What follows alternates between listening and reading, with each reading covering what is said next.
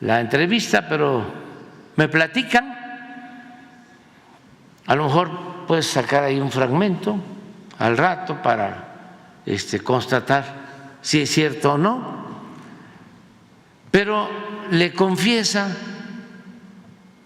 al periodista René Delgado que se habían equivocado, porque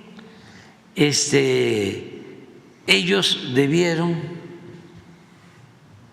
de haberse opuesto a los programas de bienestar. Fíjense, porque los programas de bienestar, esto lo dice pasada la elección, porque los programas de bienestar van en contra de su doctrina, si se le puede llamar doctrina a eso, porque ellos son partidarios de la falacia esa, ¿sí? Engaña bobos, que crearon en el periodo neoliberal, de que en vez de entregar un pez había que enseñar a pescar, como si fuese una cosa ¿no? Fundamental, ¿no? En la concepción de la sociología, de la política, de la filosofía, de la antropología, ¿no? Qué barbaridad, qué gran frase, ¿no? Atribuida a los pensadores asiáticos. En vez de dar un pescado, enseña a pescar, o en vez de enseña a pescar en vez de entregar un pez. Esa es una falacia, es una quimera, un sofisma. Esa es una concepción ridícula. Vas a enseñar a pescar y no vas a dar pescado. ¿Y en dónde va a pescar entonces la gente? ¿Qué va a pescar?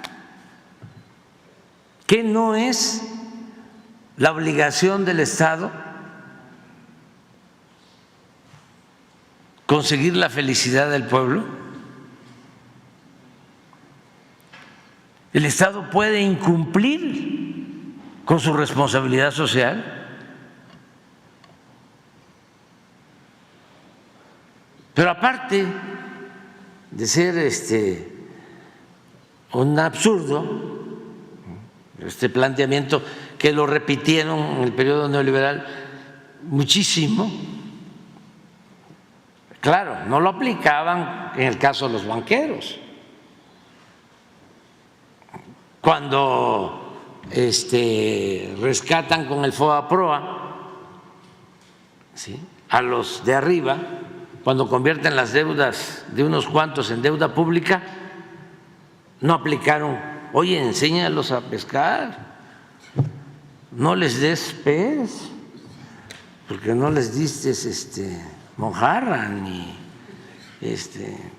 lagarto, ni bobo, ni sardina, les diste robalo y huachinango, ¿no? Y lo mejor, de lo mejor. Pero bueno, no es eso solo, es la hipocresía. O sea, que no la candidata, para engañar al pueblo, firmó que iban a mantener los programas de bienestar. Y firmó con sangre, además. Sí, como lo hizo, ¿no? Firma. Entonces, son unos mentirosos, hipócritas. Nada más que cometen un error garrafal. Piensan que el pueblo es tonto. Piensan que la gente no se da cuenta y que pueden ellos manipular como era antes, ¿no? Que podían engañar. Ya no. Entonces, es muy importante lo que se está haciendo de demostrar el daño que causa la corrupción y cómo, si no hay corrupción, el presupuesto permite ayudar a muchas gentes y ahora millones de mexicanos están muy conscientes de que no debe de permitirse nunca más la corrupción, que se tiene que terminar de desterrar la corrupción del país. Entonces, eso fue lo que sucedió. Si hay una modificación legal, ¿sí? También entiendo, no soy abogado, que no podría aplicarse en términos retroactivos, aunque también cuando se trata de crímenes de lesa humanidad, sí podría retroactivamente aplicarse cualquier ley y se podría llevar a cabo cualquier proceso en contra de quienes llevaron a cabo esos crímenes. Pero eso va a corresponder ya a los que vengan después, adelante. Yo soy partidario de que sigamos limpiando de corrupción al país, que ese es el camino, que eso nos fortalece moralmente, le da autoridad a los gobernantes y, por si fuese poco, se liberan muchos fondos para el desarrollo. Lo que va, cuando hay corrupción, a unas cuantas manos, ¿sí?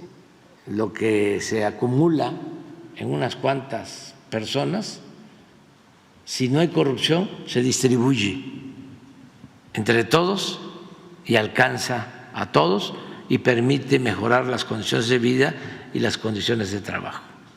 Presidente, en otro tema, usted ha revelado aquí en la conferencia matutina y también ha ventilado algunos casos pues de diferencias o incluso traiciones en su gabinete y en otras instituciones. Está el caso, por ejemplo, del exfiscal del caso Ayotzinapa, que se ventiló aquí, el caso de los ministros propuestos por su administración, Juan Luis González Alcántara Carrancá y Margarita Ríos Farjat, que traicionan al movimiento de la Cuarta Transformación, o por lo menos a esa voluntad de ir limpiando la Suprema Corte, se alían con la derecha, con el conservadurismo al interior de la Suprema Corte, particularmente con su presidenta Norma Piña. Están también los casos de los dos primeros secretarios de Hacienda que incluso estuvieron boicoteando acciones de su gobierno, y también el caso de funcionarios corruptos que desviaron 6,000 millones de pesos de Segalmex. Todos estos casos se han revelado en esta conferencia. Preguntarle, presidente, además también los casos de corrupción en aduanas, preguntarle si hay traiciones más graves que haya detectado usted, cuáles serían estas y también cómo se puede lograr que esto no se repita. Y esto también trasladado al Poder Legislativo, porque ahí pues muchos llegan, digamos, con la investidura de izquierda, apoyados por partidos de izquierda, por gente que cree en ellos, y al final traicionan y se van a la derecha, al bloque conservador. Entonces, eso, presidente, si se han detectado Yo casos creo más que graves. he padecido poco de traiciones o las traiciones que hemos enfrentado no han tenido efectos nocivos. Hemos logrado revertir el daño de esas traiciones y en la política y en procesos de transformación siempre tiene uno que enfrentar a quienes se olvidan de los principios, quienes no le tienen amor al pueblo, quienes son oportunistas, convenencieros, solo los mueve la ambición al poder y al dinero. No se vive en una sociedad perfecta, más cuando durante 36 años impusieron un modelo que tenía como objetivo principal lo material, el triunfar a toda costa, sin escrúpulos morales de ninguna índole. Por ejemplo, en el caso del gobierno, no estaba el gobierno hecho para servirle al pueblo. El gobierno era un facilitador para el saqueo, para el robo. Y así actuaban muchos funcionarios. Y se veía regreso a lo mismo, como algo normal. Y en la academia, en las universidades, lo mismo. Se dejó de hablar de la justicia social. Se dejó de lado porque en los hechos dejaron de pensar en la reforma agraria, pues se dejó en la academia y en la universidad de impartir derecho agrario. Y ya no tenía la misma relevancia el derecho laboral. Era lo fiscal, lo mercantil, lo penal. Una época en donde los abogados penalistas eran como las grandes figuras de la vida pública, los más famosos. Siempre lo he dicho aquí, los trajes más elegantes, las joyas, los carros más elegantes, tenían hasta anuncios. Me acuerdo de uno que decía, no tengo ningún cliente en la cárcel, y se dedicaba a defender a corruptos, famosos.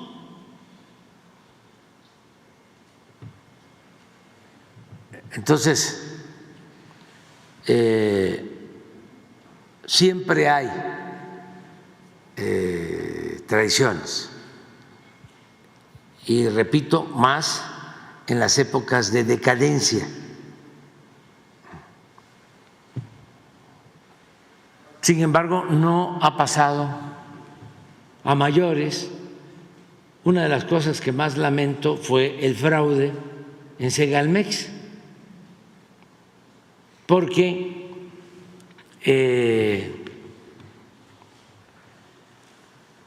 era una nueva dependencia para apoyar a los productores del campo, muy parecida, ¿sí?, a CONASUPO de los viejos tiempos, desde luego buscando que no siguiera esos pasos de corrupción de CONASUPO, pero con el propósito de ayudar a los productores. Entonces, en sus tiempos CONASUPO fue muy combatida, ¿sí?, por los caciques, por los acaparadores, los coyotes, porque jugaba un papel de adquirir las cosechas. El general Cárdenas creó los precios de garantía para los productos del campo y destruyeron por la corrupción a CONASUPO. Pero no quiere decir que esa función no sea importante para apoyar a los productores.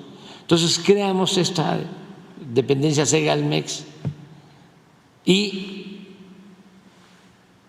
por descuido, mala suerte, se corrompen funcionarios y lo lamenté mucho. Claro, están en la cárcel los responsables y no hay impunidad para nadie.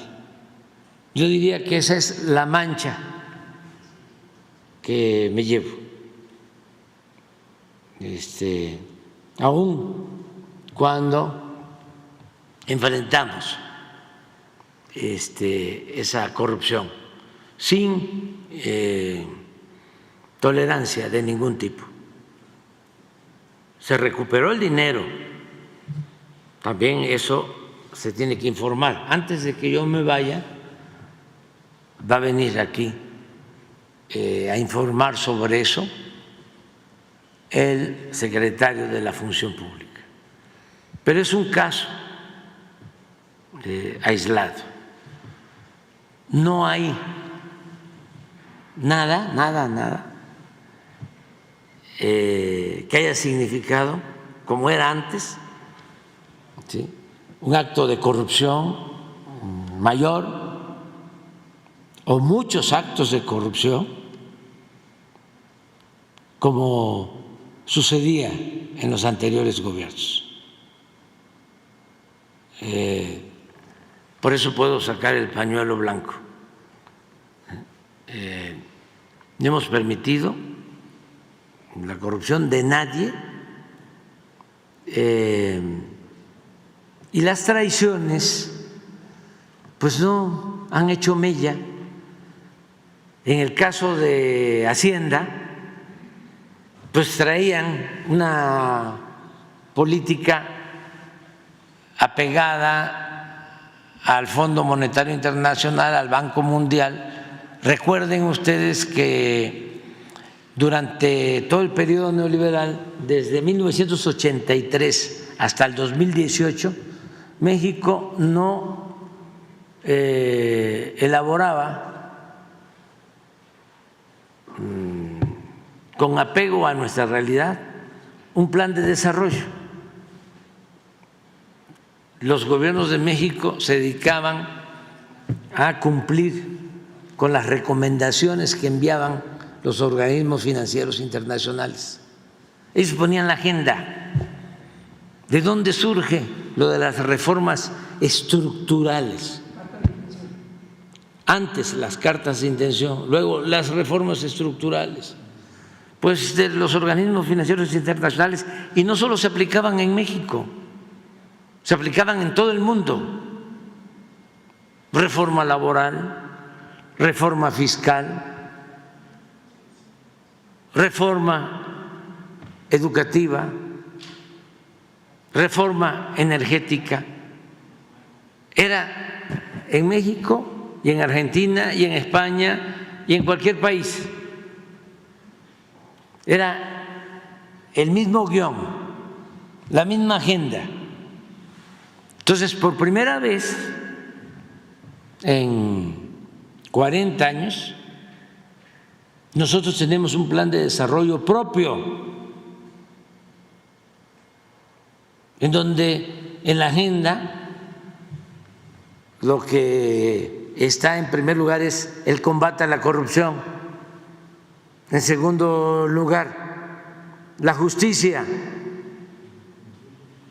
en tercer lugar la austeridad republicana, en cuarto lugar detener la privatización, defender los bienes del pueblo de México, de la nación, no permitir que nos saqueen como lo hicieron durante todo el periodo neoliberal. Y es nuestra agenda y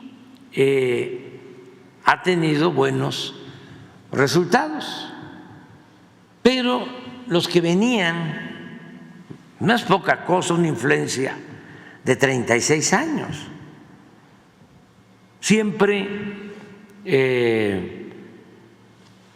comparo lo que sucedió cuando el Porfiriato, fueron 34 años y no pudo la revolución, que fue profunda, acabar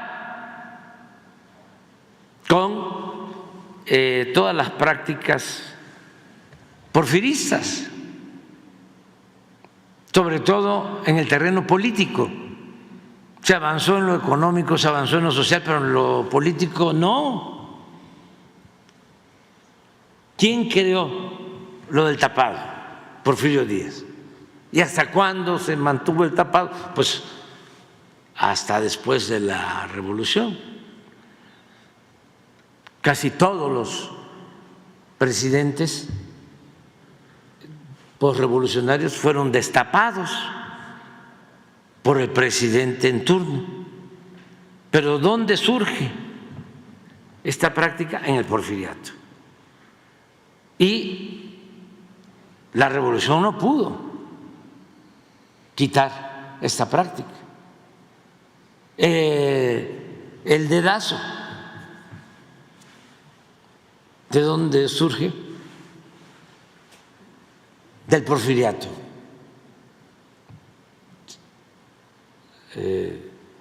La reelección que regresó del Porfiriato. El acarreo del Porfiriato, el de la simulación que se mantuvo después de la revolución del Porfiriato, de respetar la Constitución en la forma para violarla en el fondo. 3 poderes, sí. Eso lo creó Porfirio Díaz.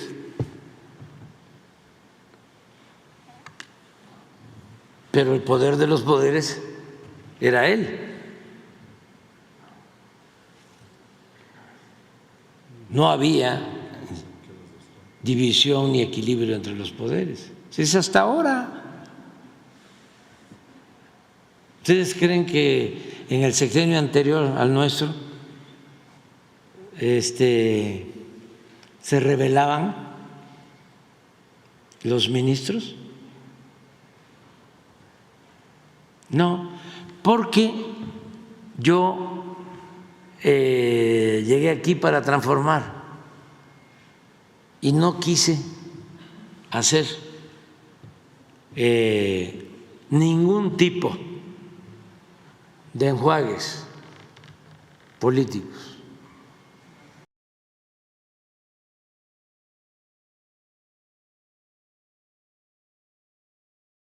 No quise ninguna componenda,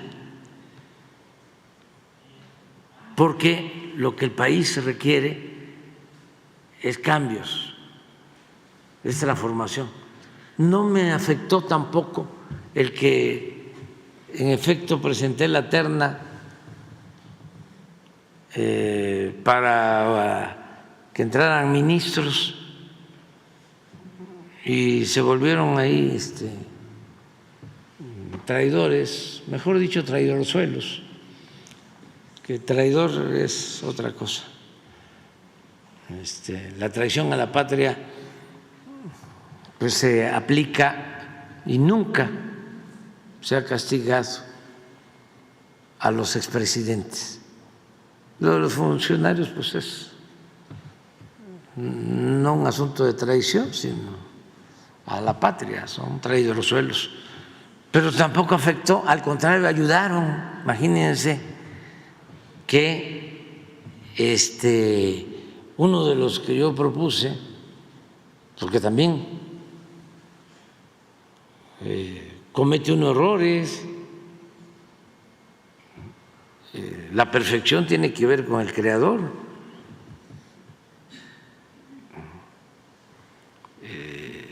Uno está expuesto a equivocarse. Además, así es la condición humana, ¿no? Uno de los que propuse fue el que en su casa de Las Lomas se reunió o hizo posible la reunión del presidente del PRI con la presidenta de la Suprema Corte. Imagínense el favor que nos hizo.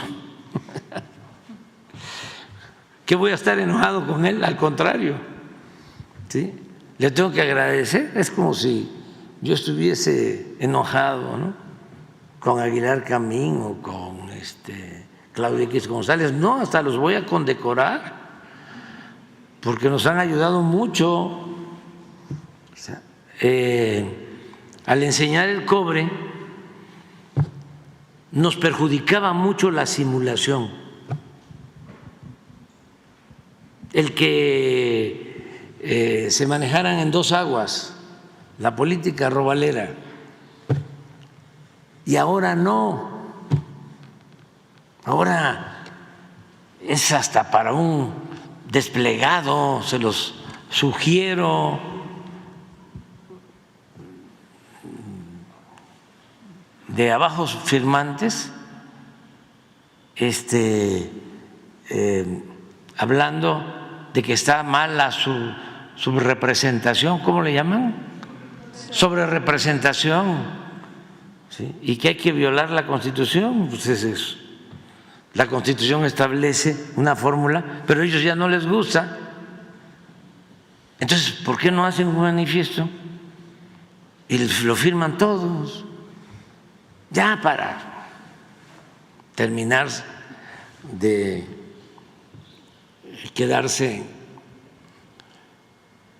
como el rey va desnudo, despojarse ya de todo, ¿no? Entonces, no hay que preocuparse cuando hay traiciones, no hay que preocuparse cuando hay campañas de calumnia. Esto para los jóvenes. No hay que preocuparse tanto cuando hay respuesta de los grupos privilegiados. Incluso hay que estar muy consciente de que en esta tarea, en este proceso de transformación, se tienen que pagar cuotas de humillación. Pero lo más importante de todo, por lo que no debe uno de preocuparse y por lo que no debe pasar nada o no hay nada que temer, es que se está luchando por una causa justa. O sea, que no es en vano el que nos ataquen, porque se lucha por una causa justa. Malo sería que no se luchara por una causa justa. Entonces sí, nadie resiste. Si se busca transformar, hay que luchar por una causa justa, hay que estar pensando en el pueblo y hay que hacer de la vida pública una línea recta y poner por delante la honestidad. Y así no pasa nada. Absolutamente, se siente uno muy feliz, puede uno enfrentar cualquier desafío, cualquier adversidad. Entonces, tengo que decir que soy un afortunado porque no padecí de muchas traiciones y de las traiciones que padecí no causaron ningún daño al proceso de transformación. Ahora, también, hablando de traiciones, ¿saben ustedes quiénes no traicionan? Los pobres. O para decirlo más en lo general, el pueblo no traiciona. Por eso, si se quiere hacer política, si se quiere transformar, hay que estar pendiente, atendiendo, recogiendo los sentimientos del pueblo, porque ahí está la lealtad en el pueblo. En otros sectores, no. Suele pasar que en política los amigos son de mentira y los enemigos de verdad. Entonces, en el pueblo yo tengo esa experiencia. Quien siempre me ha sacado adelante ha sido el pueblo. Desde que empecé en la vida pública, ¿quiénes me sacaron adelante en Tabasco? Los indígenas chontales, los más pobres. ¿Quién me sacó adelante cuando la ola azul y frente a todas las campañas en radio, sobre todo en televisión, cuando fui candidato a jefe de gobierno? El pueblo de Iztapalapa. ¿Quién me sacó adelante cuando me desaforaron? La mafia del poder, que se unieron todos, PRI, PAN, todos, para destituirme como jefe de gobierno. ¿Quién me sacó adelante? ¿Cuántos se movilizaron? Más de 1 millón de personas aquí en la ciudad. Y tuvieron que dar marcha atrás. El pueblo. ¿Me ayudaron los medios? Si acaso 1, 2. ¿Me ayudaron los de la radio? ¿Me ayudó Televisa? ¿Me ayudaron los empresarios? ¿Me ayudaron los intelectuales? ¿Me ayudó Aguilar Camín? ¿Me ayudó Krause? No, el pueblo y solo el pueblo puede salvar al pueblo, y con el pueblo todo y sin el pueblo nada. Entonces, nada más hacia adelante, porque hay algunos que piensan que la política, a lo mejor antes, desde luego, era asunto de los políticos y se hacía en los cafés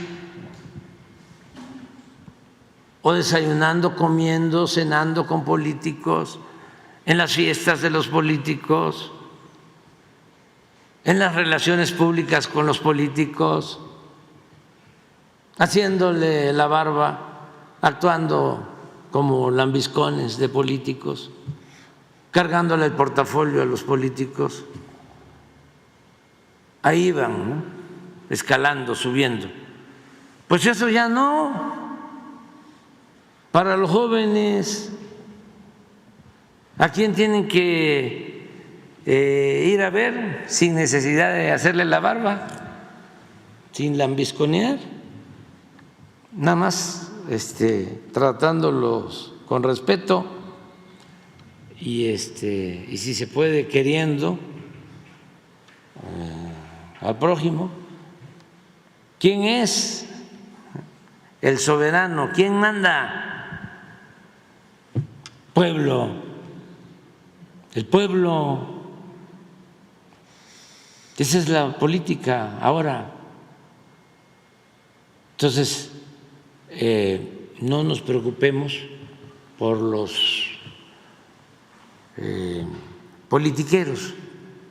Presidente, en este mismo contexto, preguntarle si en esta lucha contra la corrupción y la impunidad no sería importante en las próximas reformas que se ya legislara para quitar el fuero a justamente los legisladores. ¿Y por qué lo digo? Porque se ha convertido en una cueva donde llegan algunos políticos y algunos empresarios justamente por el fuero para evadir la acción de la justicia y en realidad no representan al pueblo. Sí, hay que quitar todos los fueros y los privilegios.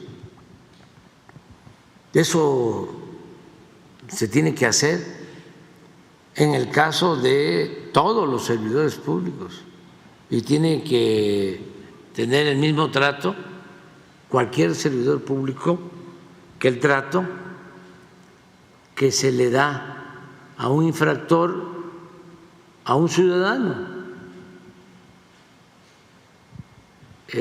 Incluso se tiene que castigar con más severidad al servidor público que al ciudadano, porque es una doble responsabilidad. Es el delito que él comete y el daño que causa a la sociedad. Presidente, y más allá de esta bandera que tomó la oposición sobre la supuesta militarización del país, me gustaría preguntarle, además de esta supuesta militarización, en realidad fue una bandera porque muchos de los empresarios que forman parte de este bloque conservador en realidad se quedaron sin estos contratos multimillonarios de construcción, ahora que la Sedena tiene también estas labores, ¿no? Pero preguntarle sobre esta preocupación legítima que sí existe en un sector social de que la Sedena, la Marina estarían concentrando mucho poder y ello derivado sobre todo de las actuaciones en el pasado, en gobiernos pasados donde acataban órdenes precisamente de los presidentes del PRI y del PAN, masacraron, pues ya se sabe, a inocentes. Eso ocurrió en la Guerra Sucia, en el periodo de la Guerra Sucia, también en el periodo de la guerra contra el narcotráfico, supuesta, porque en realidad se posicionó al cártel de Sinaloa en aquel sexenio de Felipe Calderón. Preguntarle cómo lograr entonces que las Fuerzas Armadas rindan cuentas, que transparenten todas sus adquisiciones, que no se use la excusa de la seguridad nacional para ocultar presuntos actos de corrupción, que actúen siempre a favor del pueblo y que no se repitan los crímenes del pasado. Yo creo que depende mucho de la autoridad civil y en este caso de manera directa del proceder del presidente de la República, que además es al mismo tiempo el comandante supremo de las Fuerzas Armadas. Las decisiones que más han manchado al ejército se han originado en las presidencias. Son órdenes del presidente, en la mayoría de los casos. Lo del 68, reconocido, incluso por Díaz Ordaz. Yo soy, dijo, el responsable. Y aún con todo eso, debe de tomarse en cuenta que nosotros tenemos un ejército que surge de un movimiento revolucionario, que no se puede tratar igual al ejército de México que a otros ejércitos. Hay que conocer la historia del ejército mexicano y también no olvidar que el ejército es pueblo uniformado y que el ejército no ha sido usado para el enriquecimiento de sus mandos superiores, como en otros países. Los generales de división, ni en activos ni retirados, son parte de la oligarquía de México. Son hijos de campesinos, de obreros, de maestros, de mecánicos, de soldados, de comerciantes. Es un ejército distinto. Y no es un asunto de militarización. Yo les preguntaría en los últimos tiempos quién estuvo metido permitiendo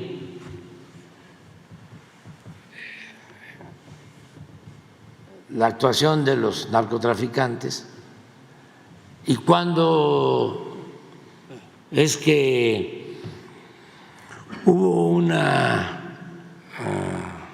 especie de narcoestado o un narcogobierno. ¿Quién era el operador? Un civil formado en la época de Salinas.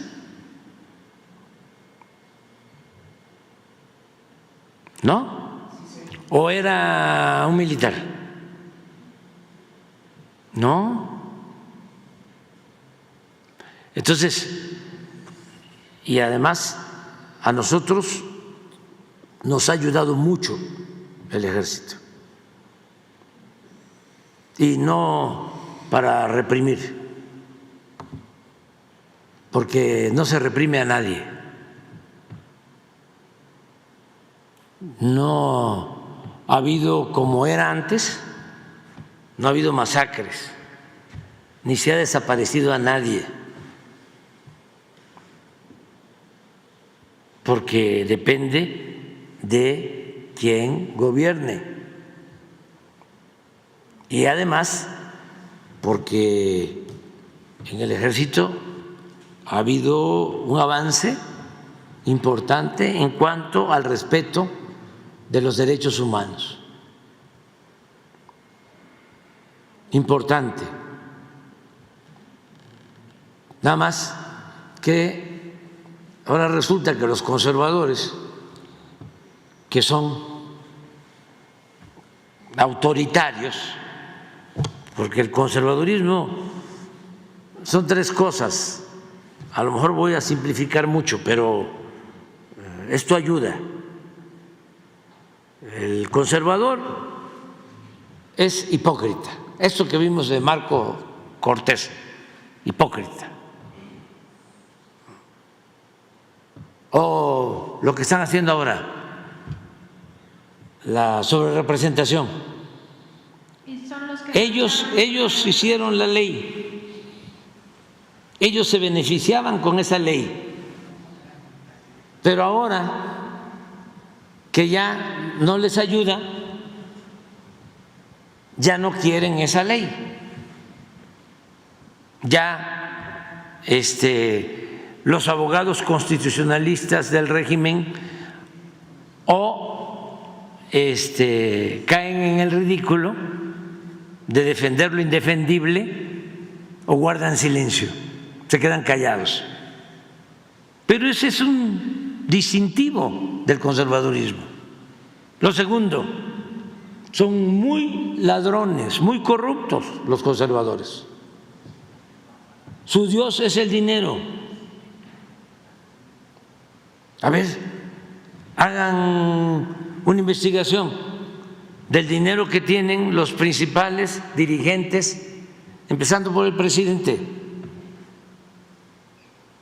del Movimiento de Transformación en México, los bienes que tenemos los dirigentes del Movimiento de Transformación en México, y compárenlos con los bienes que poseen los políticos y los traficantes de influencia del bloque conservador. Y se van a dar cuenta que hay una diferencia como del cielo a la tierra. Y no tengo nada que admirarles. Soy muy feliz. ¿Sí? Soy muy feliz porque el dinero no es la felicidad, siempre lo he dicho. Entonces, ¿a quién le gusta el dinero? ¿Sí? ¿A quién lo enferma el dinero? Al conservador. Por eso, sin conocerme me tienen coraje. Muchos, porque como les digo, no sean ambiciosos, ¿sí? No sean aspiracionistas, ¿sí? La felicidad no son las alhajas, no son los trajes, no son los vestidos de moda, las bolsas de moda, el Ferrari, los aviones particulares, los departamentos en Miami, en Nueva York, las residencias en las zonas exclusivas. No. La felicidad es estar bien con uno mismo, estar bien con nuestra conciencia y estar bien con el prójimo. Entonces, esa es otra característica de los conservadores. Los enferma el dinero, mejor dicho, tienen, como decían los conquistadores, nosotros tenemos una enfermedad que solo se cura con el oro. Y lo tercero, regresando al tema, son muy autoritarios, pero como son muy hipócritas, falsarios, ahora resulta, ¿sí?, que no quieren que participe Marina, que participe la Defensa, la Guardia Nacional en labores de seguridad y que nos ayuden. Además, les voy a poner un ejemplo, una obra que hemos construido con los ingenieros militares nos ha significado un ahorro de cuando menos el 100%, si esa obra se hubiese construido con una empresa constructora seria. Porque si la hubiésemos hecho esa misma obra con una empresa contratista, como era antes, no nos hubiésemos ahorrado el doble, sino el triple, ¿sí? Es más, no se hubiese hecho la obra, se hubiesen llevado hasta el anticipo, como era antes. Entonces, ¿cómo no voy a defender a quienes nos han ayudado en la transformación del país? ¿Ustedes creen que íbamos a poder hacer con las empresas echadas a perder, completamente corruptas, que tenían más abogados que ingenieros? Porque todo era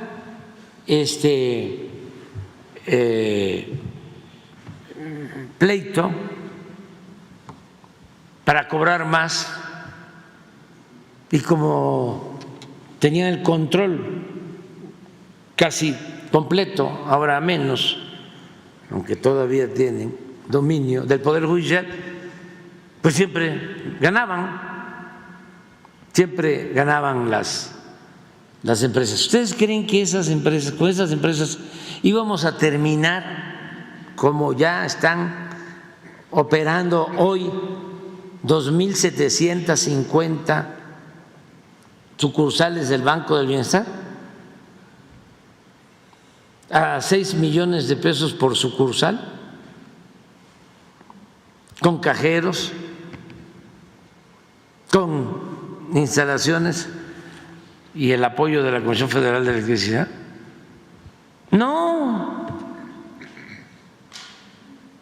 No,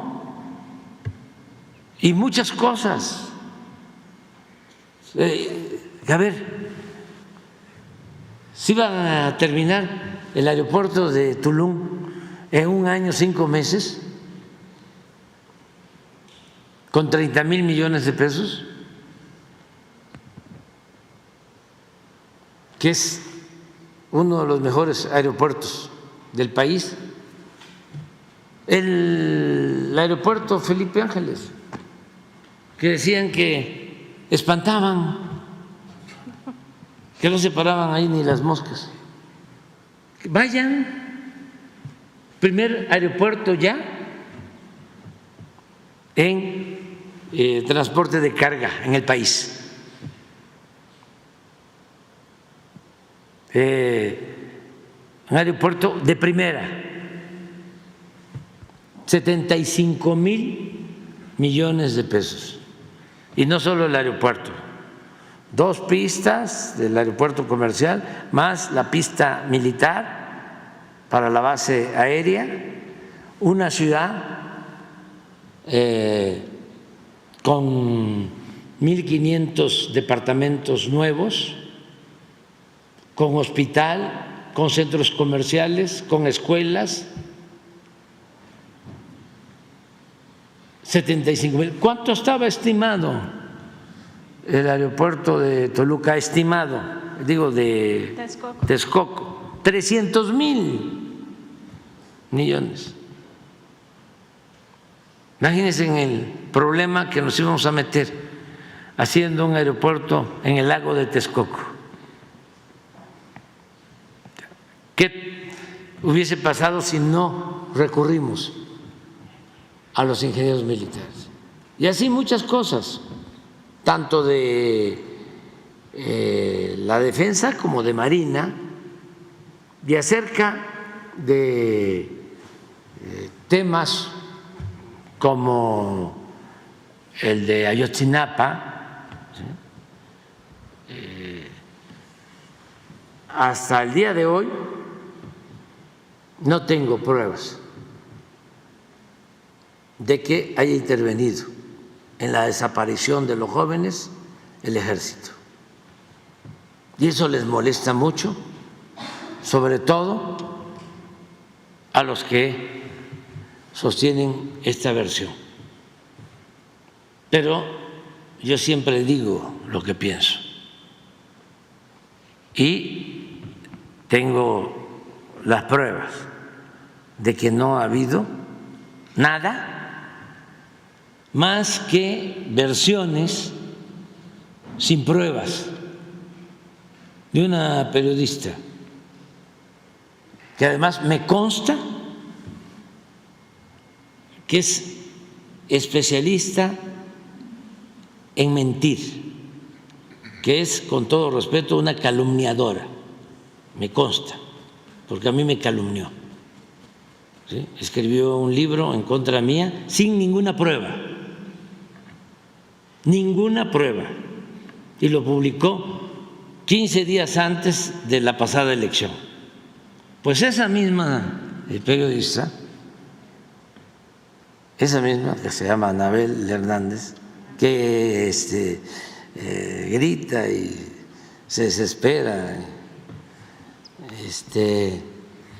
insulta, fue la que manejó en un primer libro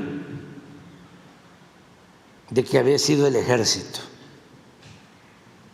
el responsable de la desaparición de los jóvenes de Ayotzinapa, sin pruebas,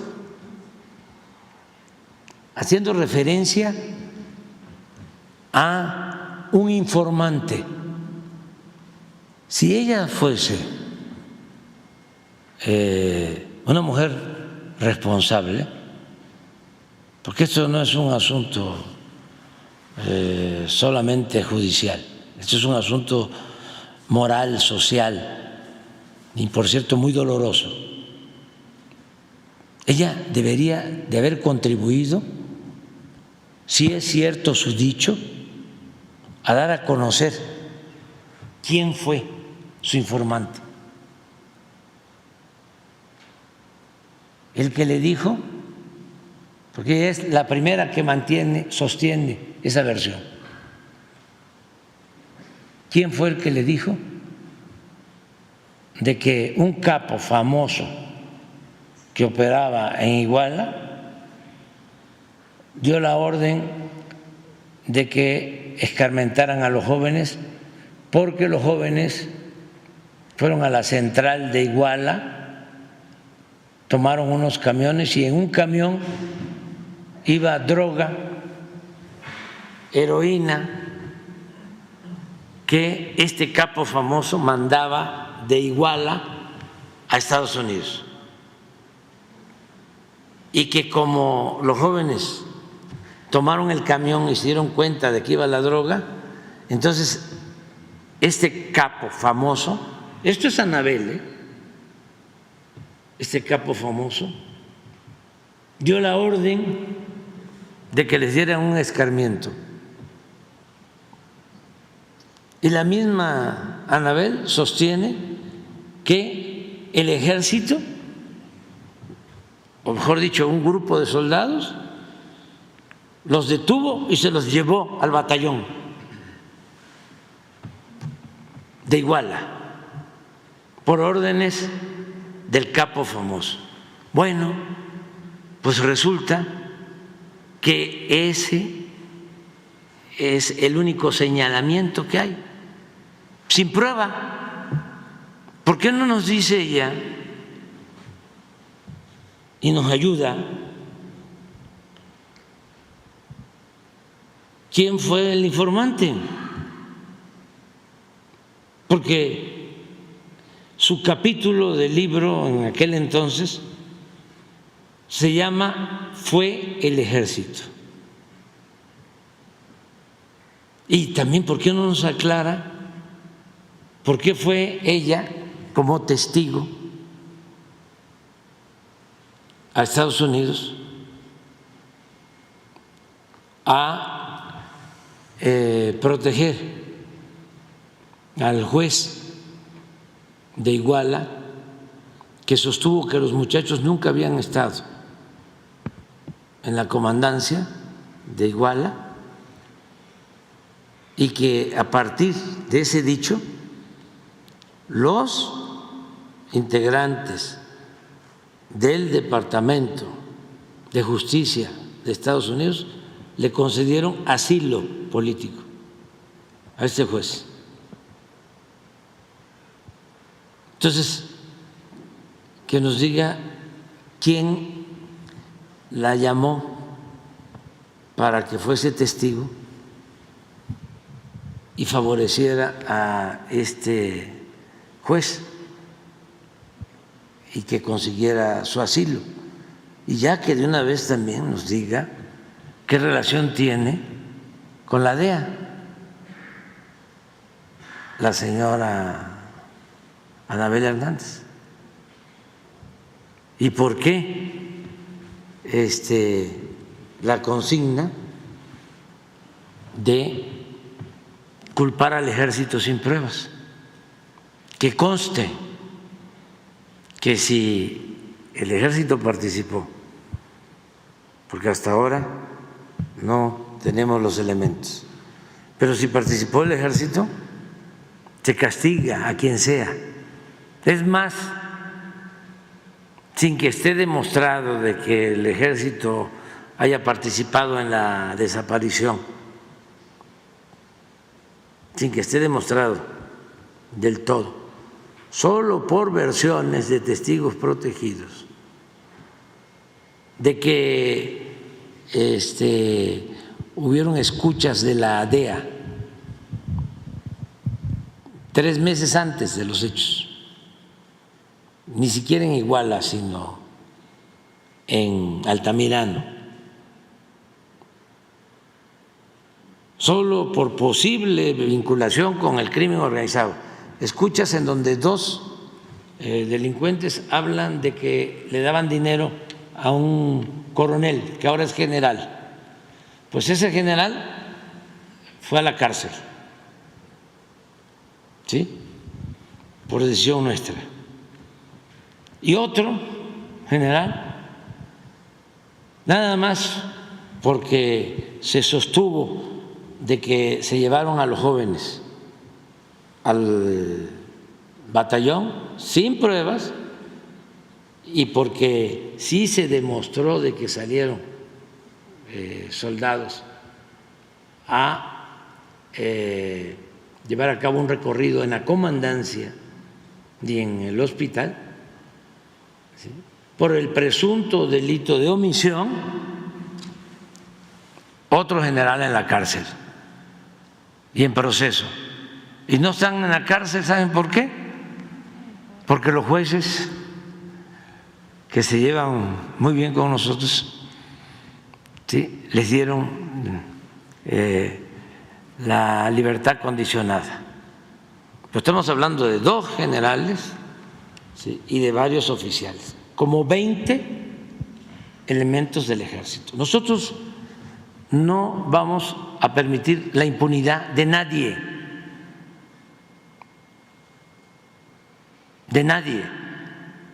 pero lo que queremos es llegar a la verdad y eso es lo que le vamos a comunicar a los padres y es lo que les envié a los padres en un documento